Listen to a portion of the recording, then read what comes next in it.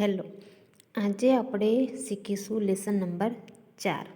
લેસનનું નામ છે કપડાં કટિંગ માટેની પૂર્વ તૈયારી. આપણે અગાઉના લેસનમાં શું શીખ્યા? કાપડ ફેબ્રિક ફંડામેન્ટ્સ એટલે કે કાપડ વિશે, કાપડ શામાંથી બને છે ને કેવી રીતે બને છે. હવે કપડા પર કેવી રીતે જે કાપડ બને છે એના પર કેવી રીતે કટિંગ કરવાનું અને કાપડમાં લંબાઈ અને પહોળાઈ કઈ અને પહોળાઈ કઈ એ શીખીશું. આપણને ખબર પડે કે લંબાઈ આને કહેવાય અને પહોળાઈ.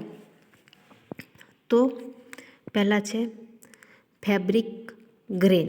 તો એમાં છે પહેલાં લેન્થ વાઇઝ ગ્રેન એટલે કે લંબાઈમાં કાપડ.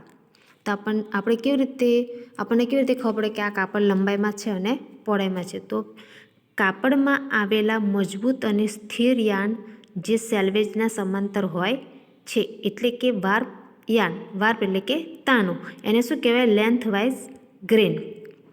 એટલે કે જે કાપડની ધારદાર એટલે કે જે જાડી કિનારી હોય છે ને, ગમે તે કાપડમાં કેવી કિનારી હોય છે? એકદમ જાડી. એને શું કહેવાય? સેલ્વેજ. આપણી ભાષામાં શું કહીએ કે કિનારી. એની બાજુમાં એટલે કે એકદમ સમાંતર જે વાર્પ એટલે કે જે તાના હોય છે એને શું કહેવાય? લેન્થ એટલે કે લંબાઈ કહેવાય, એટલે કે લેન્થ વાઇઝ ગ્રેન.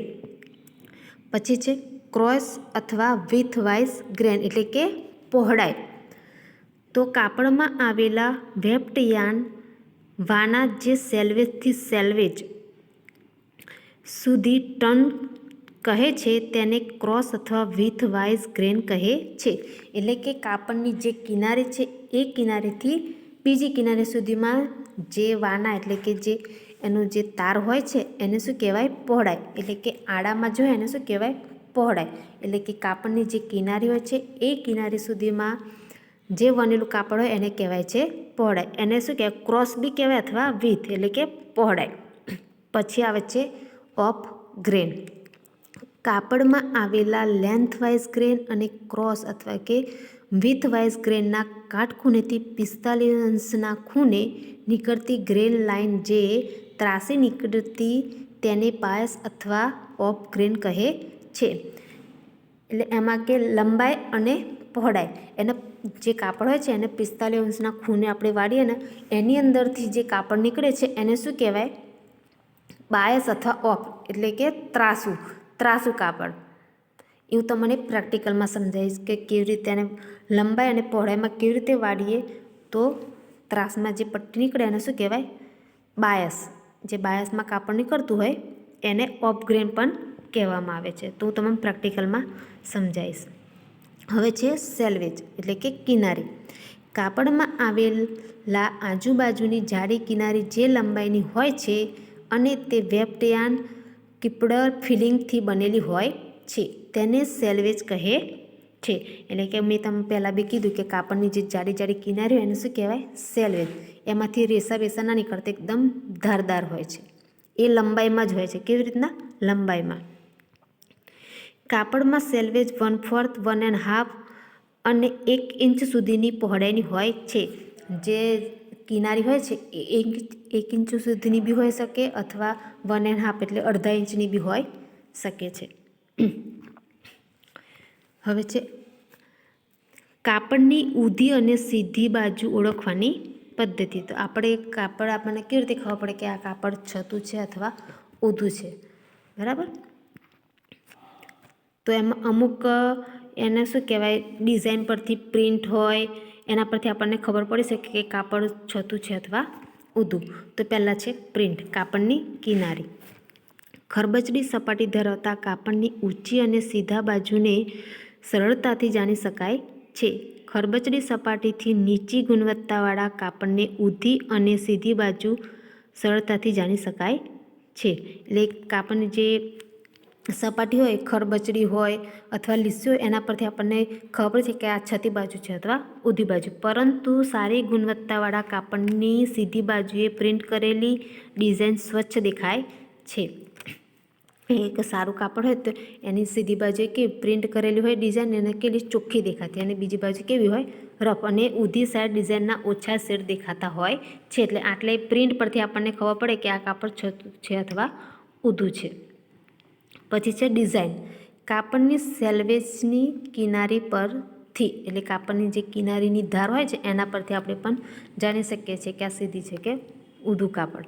કેટલાક કાપડની સીધી બાજુની અપાતી ચમકદમક હોય છે જ્યારે ઊંધી બાજુની સપાટી રફ હોય છે. જ્યારે કેટલાક કાપડની બંને બાજુ સરખી લાગે ત્યારે કાપડની સેલ્વેજ પરથી જે સેલ્વેજનો દેખાવ હોય એના પરથી આપણને ખબર પડે છે કે કાપડ સીધી બાજુ હોય છે. એટલે કે આ કહેવાનો શું મતલબ છે કે કાપડની જે સેલ્વેજની કિનારી હોય છે એક બાજુ કેવી એકદમ ચમકતી દેખાય, બીજી બાજુ કેવું આછું હોય. તો એના પરથી જે કિનારી હોય છે એના પરથી આપણને ખબર પડે કે આ ઊંધું છે કે છતું.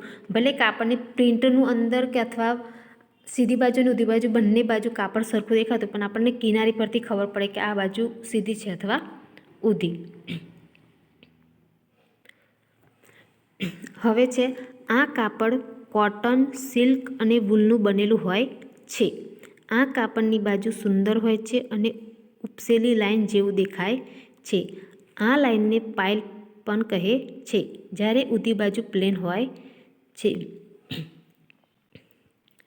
હવે જીન્સનું જે કાપડ હોય છે એના માટે ડ્રીલ જીન્સ, ખાખી જીન્સ ઊંધી બાજુ પ્લેન હોય છે જ્યારે સીધી બાજુએ સ્લાઇડ લાઇન દેખાય છે. કોટન અને સિલ્ક કાપડમાં સ્લાઇન્ટ લાઇન સીધી બાજુ હોય છે, પરંતુ વૂલન કાપડની અંદર સ્લાઇન્ટ લાઇનની ઊંધી બાજુએ હોય છે. જ્યારે કેટલાક કાપડની ઊંધી અને સીધી બાજુનું પારખવું મુશ્કેલ છે કે આ કાપડની સીધી અને ઊંધી બાજુએ સ્લાઇન્ટ લાઇન હોય છે ત્યારે કાપડની સેલ્વેજ જોઈને નક્કી કરવું જોઈએ. જીન્સનું કાપડ હોય ને એમાં બંને બાજુ આમ અમુકમાં લીટી આમ લાઈન જેવી જે આપણને દેખાય છે ને એના પરથી આપણને ખબર કે આ સીધી બાજુ છે કે ઊંધી.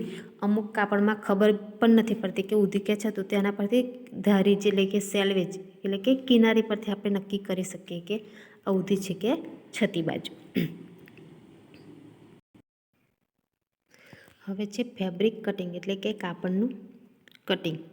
ચોક્કસ કપડા માટે કેટલું કાપડ જોઈશે તે પ્રશ્ન જુદા જુદા ઘટકો ઉપર આધારિત છે, જેમ કે કાપડની પહોળાઈ, કાપડની ડિઝાઇન, ડ્રેસની ડિઝાઇન, શરીરનું માપ. એટલે આપણે કાપડનું કટિંગ જ્યારે કરીએ તો એના ઘટકો જુદા જુદા હોય કે કાપડની પહોળાઈ કેટલી છે, એની ડિઝાઇન કેવી રીતે છે. ડ્રેસ કોઈ બી હોય તો એની ડિઝાઇન જે રીતે હોય એ જ રીતના જ કટિંગ થાય, અથવા શરીરના માપ પર એટલે શરીર અમુક બોડીમાં હોય જે રીતે હોય એ રીતના કાપડનું કટિંગ થતું હોય છે. તો પહેલાં છે કાપડની પહોળાઈ. કાપડની પહોળાઈ કાપડના પ્રકાર આધારે જેમ કે લિનન, વેલ્વેટ, કોર્ડ્રોય, સુતરાઉ વગેરેમાં ક્યારેક જુદી જુદી હોય છે. એટલે આ જે કાપડ છે એની પહોળાઈ કેવી જુદી જુદી હોઈ શકે છે. ઉદાહરણ તરીકે સુતરાઉ કાપડની ઘણીવાર 90 સેમી, સિલ્કની 84 સેમી અને હળવા વજનના બનેલા સિન્થેટિક કાપડની 115 સેમી પહોળાઈ હોય છે. જે કાપડ હોય છે કાપડ પ્રમાણે એની પહોળાઈ કેવી હોય છે અલગ અલગ. ઘણીવાર એકને એક કાપડને જુદી જુદી પહોળાઈમાં વણવામાં આવે છે. આ જુદી જુદી પહોળાઈઓને બે ગ્રુપમાં વર્ગીકૃત કરવામાં આવે છે. 90 સેમી અને તેનાથી નીચેના કાપડને સિંગલ પનાનું અને 90 સેમી અને તેનાથી ઉપરના કાપડને ડબલ પનાનું કાપડ કહે છે.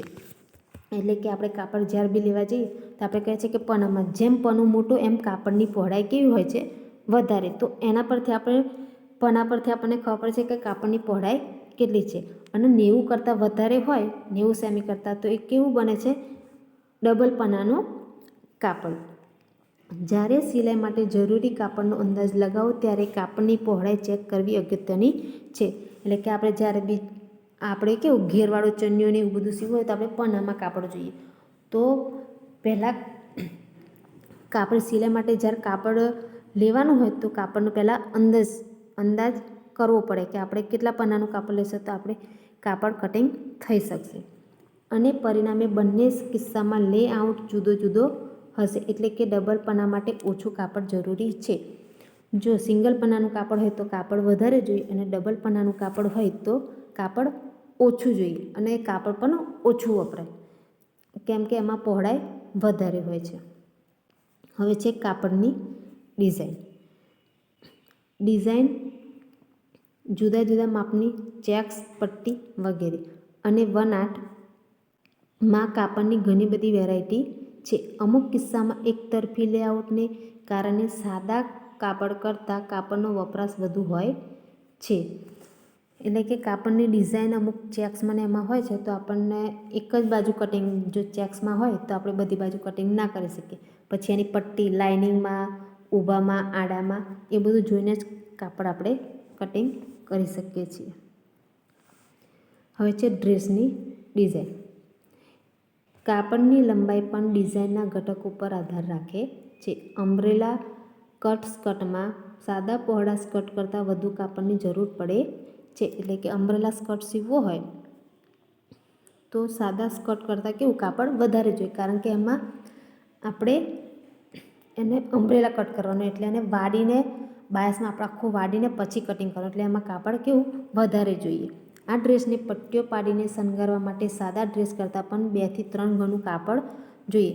જ્યારે આપણે એની પર કોઈ ડિઝાઇન કાપડની ડિઝાઇન કરવી હોય તો એના કરતાં કાપડ વધારે જોઈએ. એટલે કહેવાનો મતલબ કે ડ્રેસમાં કોઈ બી ડિઝાઇન કાપડથી આપણે કરવું હોય તો એના માટે કાપડ કેવું આપણે વધારે પ્રમાણમાં જોઈએ. કોઈ બી ડ્રેસ સીવે છે એની અંદર ઝૂલ મૂકવી છે અથવા પ્લીટ્સ મૂકીએ તો એના માટે કાપડ આપણે કેવું અલગથી વધારે જોઈએ.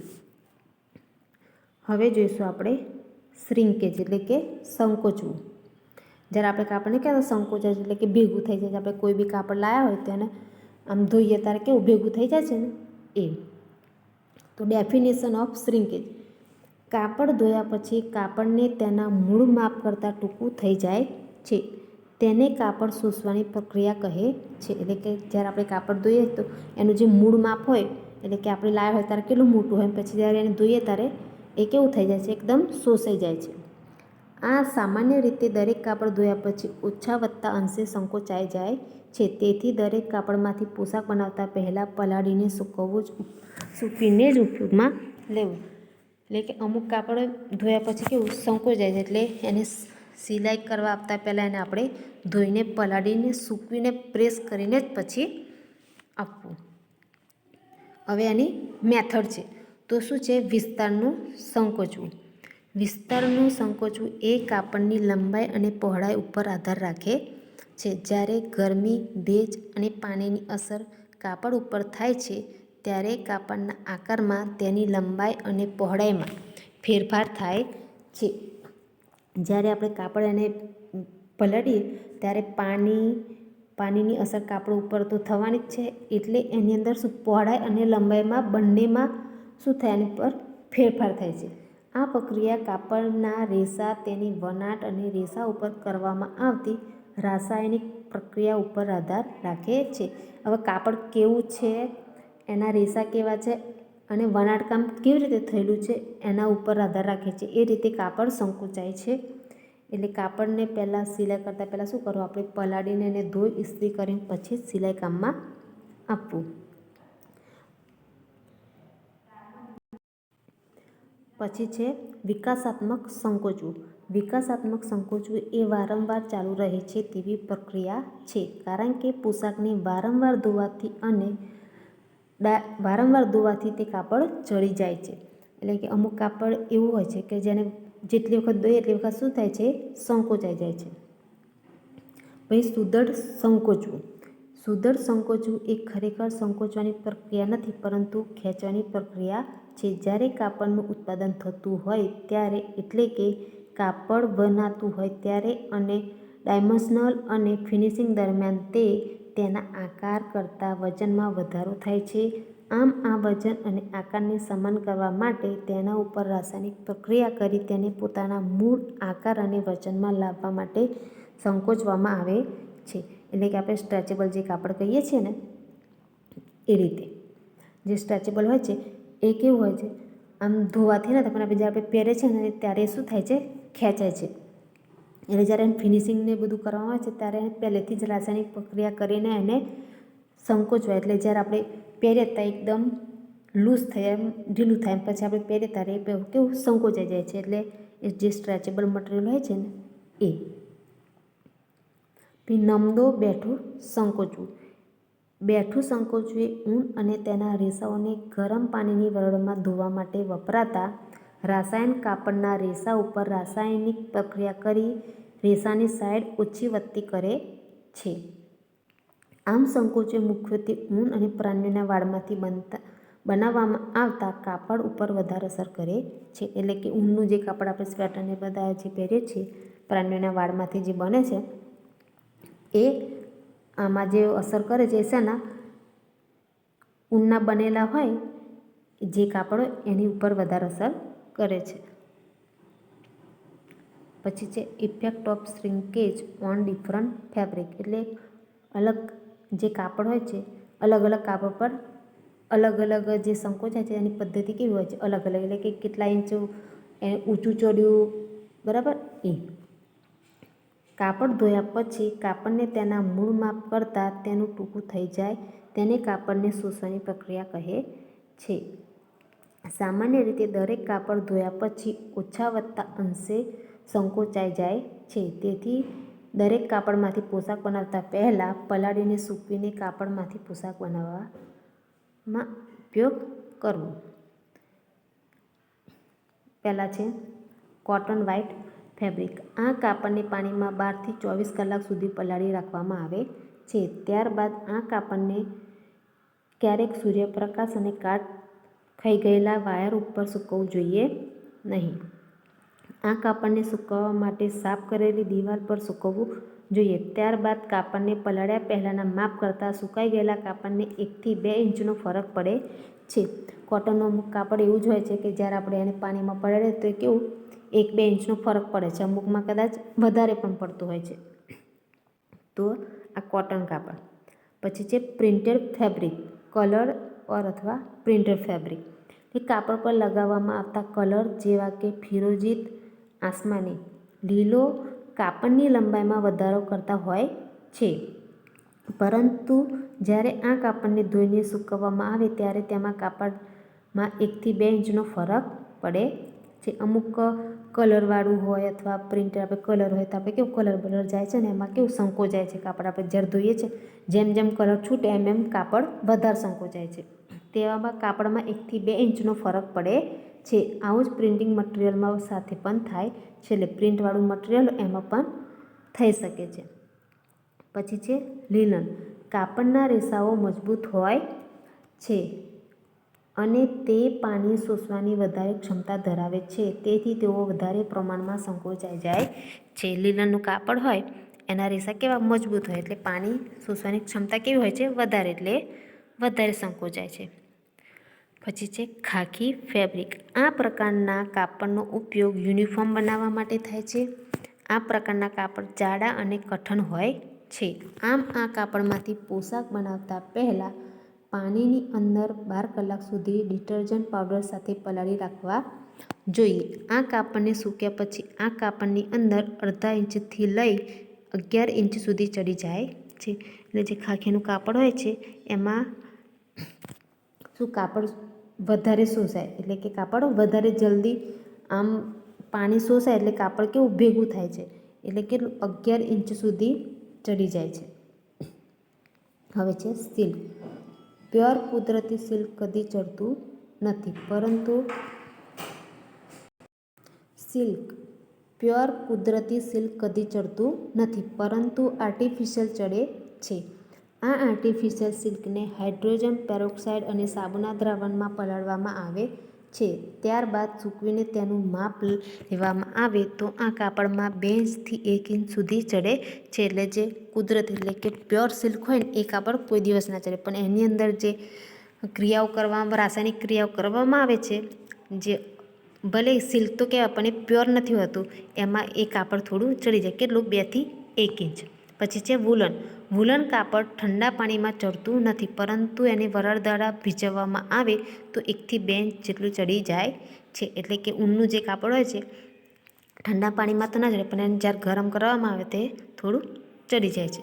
પછી છે કેમિકલ ફેબ્રિક. કેમિકલ કાપડ જેવા કે નાયલોન, વિસ્કોન, રેશિયા વગેરે ધોવાથી સંકોચાતા નથી કારણ કે તેમાં કેમિકલથી બનેલા હોય છે. અમુક કાપડ હોય છે તમે ગમે તેટલું ધોવો પણ એ કોઈ દિવસ ચડે જ ના. જે હોય છે જે સ્થિતિમાં હોય છે એ જ એની મૂળ સ્થિતિ રહે છે. આજનું આપણું લેસન અહીંયા પૂરું થયું.